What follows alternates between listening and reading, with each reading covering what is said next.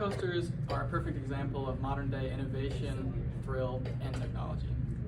Hi, I'm Chaz Mcculloh, and today, in this 5-minute speech, I'm going to be telling you a little bit about roller coasters, a little overview of them, the significance of them at the amusement park, how the physics work with the roller coasters. I'll also be getting into some of the components that go along with the roller coaster building process, along with the design process. After that, I'll start talking about the factors considered whenever you're making a roller coaster, like the style of it, and then I'll conclude with new advancements in roller coaster technology. So let's get started. An overview of roller coasters is they're a perfect blend of physics and engineering. They fill you with adrenaline, they're fast, and they're technological. They're very popular. A lot of people like roller coasters, but then on the other half, some people do not like roller coasters. They're a key aspect in the amusement park experience. You can't go to an amusement park without a roller coaster, of course. It's the best part. There's 923 active in the United States, with over 2,134 defunct, and almost 5,893 in the world. A little bit about the physics that goes into it. Some factors is gravity, inertia, the centripetal acceleration, potential and kinetic energy. Gravity is an attractive force that brings an object to the ground. So that's what brings the car down whenever you're going down a hill, and it makes you accelerate. Inertia basically states that if an object is in motion, then it's going to stay in motion unless it's acted upon by an outside force, such as a track or a loop or something like that. The centripetal acceleration is what helps the car go through the loops and whatever. It's pretty important for those inverted roller coasters. Potential energy is basically the kind of energy that it has depending on its height. And then after that, there's kinetic energy, which is what makes an object move. The transfer from potential into kinetic energy is what pulls the car along the tracks and makes your stomach really go in a circle and gets you airtime. Inertia helps riders also get airtime. After that, I think I'm going to talk about some of the components that go into the roller coaster experience, such as the track, which is steel or wooden, the chain lift, and then some of the launch systems. I'll also be talking about the brake systems and the safety mechanisms as well. So there's multiple kinds of chain lifts. You got the rope chain lift, and then a regular just chain lift. There's also a catapult launch system, which uses magnets to catapult your coaster along your track at a high velocity.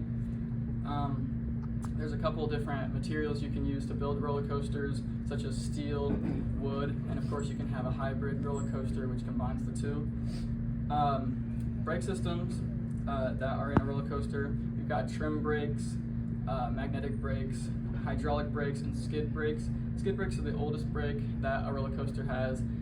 It was usually used on those wooden roller coasters back in the early days whenever amusement parks were first getting popular. Trim brakes are usually used around the midpoint of the roller coaster to slow the car down a little bit, so you don't have too much G-force going into the turns and whatnot. Magnetic brakes are one of the most useful brake systems. They're used at the end, and they slow down your car a lot more. Hydraulic brakes are the most popular kind of brakes that you can have. They're used in most modern day roller coasters today. Some of the factors that go into the design process of building a roller coaster, it's a really long process that takes a lot of math. Calculus is used in the process of building a roller coaster, and it typically takes around 3 to 5 years to build a roller coaster, which is pretty crazy. Some simulations that they use to make sure that the roller coaster is safe and whatnot. They use video games like Planet Coaster to look at the statistics and see how a human body would react to that. After the track is formed and they can put the car on top, they also use test dummies and fill it up with a liquid similar to a human's blood, so you can tell that a human would be safe on that ride. You not only have to think about that, but also the style of the roller coaster and how it looks on the outside, because it's just really important, because you have to consider that a lot of people at the amusement park aren't going to ride that ride. It may be too intimidating, but you can at least make it look good, so the whole park has this aesthetic that makes the amusement park going experience even better. They factor in the safety, the style, the height of the roller coaster, the queue, and some decorations as well, depending on which amusement park you go to. In conclusion, roller coasters are a perfect blend of physics, engineering, modern day innovation. They're filled with twists and turns, loops, and they're all about energy and forces. Some new advancements in roller coasters, which is what I'll be concluding this speech with, is they're constantly improving. They push limits, multiple inversions, and they are making new launches that people thought were unthinkable before. Thank you for joining me. I hope you enjoyed my 5-minute speech, and yes, have a good day. I feel so informed. Truly majestical.